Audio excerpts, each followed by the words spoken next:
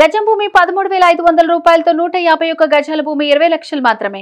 ఈ రాష్ట్రం 2014 నుంచి 15 వరకు మొత్తం 70 సంవత్సరాల్లో 70,000 కోట్ల అప్పు ఉంటే ఈ 10 సంవత్సరాలు వీళ్ళు చేసిన అప్పు 6,71,757 కోట్లు ఇవాళ ఈ రాష్ట్రం మీద రుణభారంగా ఉంది అధ్యక్ష. ఎక్కడ అధ్యక్ష దీన్ని కరెక్ట్గా లెక్కేస్తే ఇది దాదాపు రమారమి 7 లక్షల కోట్లు అధ్యక్ష. చాలా మంది 5 లక్షలు అని అనుకుంటున్నారు.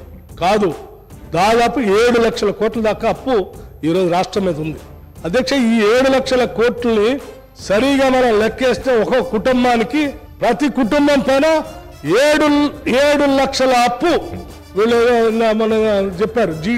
ఏదో తలసరి ఆదాయం బాగా పెరిగిందని చెప్తే అది కూడా చెప్తాను. ఒక్క నిమిషం.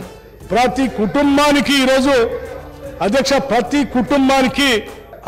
ప్రతి కుటుంబం పైన ఈరోజు ఉన్నటువంటి 7 లక్షల కోట్ల అప్పుని ఈ రాష్ట్రంలో ఉన్న కుటుంబాల పైన లెక్కిస్తే ఒక్కొక్క కుటుంబం పైన 7 లక్షల కోట్లను లెక్కిస్తే ఇది చాలా బాధాకరమైనది అధ్యక్ష. ఈ అప్పుల సంగతి రాష్ట్ర ప్రజలకు తెలియకుండా ఆ కార్పొరేషన్ పేరు మీద ముసుగేసి ఈ కార్పొరేషన్ మీద ముసుగేసి దాని మీద ముసుగేసి ఇది ఎవరికి తెలియకుండా దాచిపెడితే దాగదు కదా అధ్యక్ష. ఆర్బీఐ ఊకోదు కదా. వాళ్ళైతే డిడక్ట్ చేసుకుంటూ పోతూనే ఉంటారు కదా. ఆ డిడక్ట్ చేసుకుంటూ పోతున్నారు కాబట్టి ఇవాళ తప్పనిసరి పరిస్థితుల్లో రోజు డీజిల్కి పెట్రోల్కి కూడా ఓడి తెచ్చుకోవాల్సి వచ్చింది.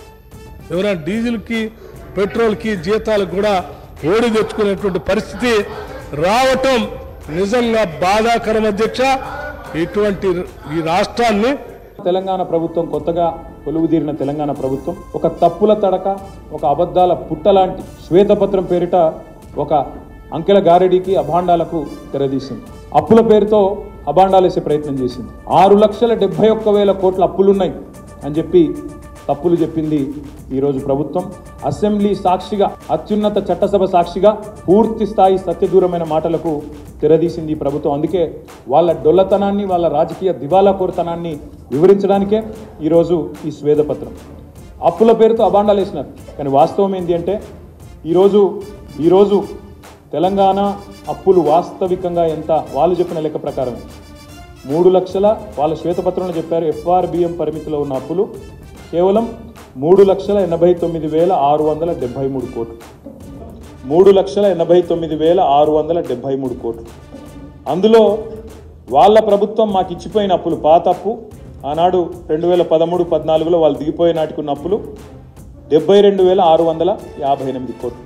ఇక్కడ ఒక్క మాట కీలకం. దయచేసి మీరు దయచేసి నేను మిమ్మల్ని కోరేది, ఇక్కడ దయచేసి మీ అందరినీ కూడా ప్రార్థించేది, ఇక్కడ ఇంపార్టెంట్ పాయింట్ ఏంటంటే మాకు 2013-14లో ఇచ్చింది, వాళ్ళు ఇచ్చిపోయింది 72,658 కోట్లు.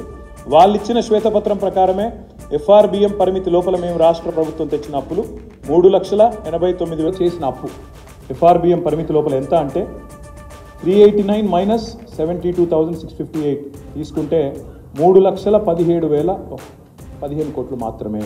కానీ దాని ఎంత బుకాయింపు అంటే ఈ 3,17,000 కోట్లను 6,71,000 కోట్లు అని చెప్పి వాళ్ళు ఇలా చిత్రీకరించే ప్రయత్నం చేస్తూ ఉన్నారు. ఇది ఎందుకు డొల్లా అని నేను అంటున్నా అంటే ఇందులో ప్రభుత్వ గ్యారంటీ ఉన్నాయి 1,27,208 కోట్లు ఉన్నాయి.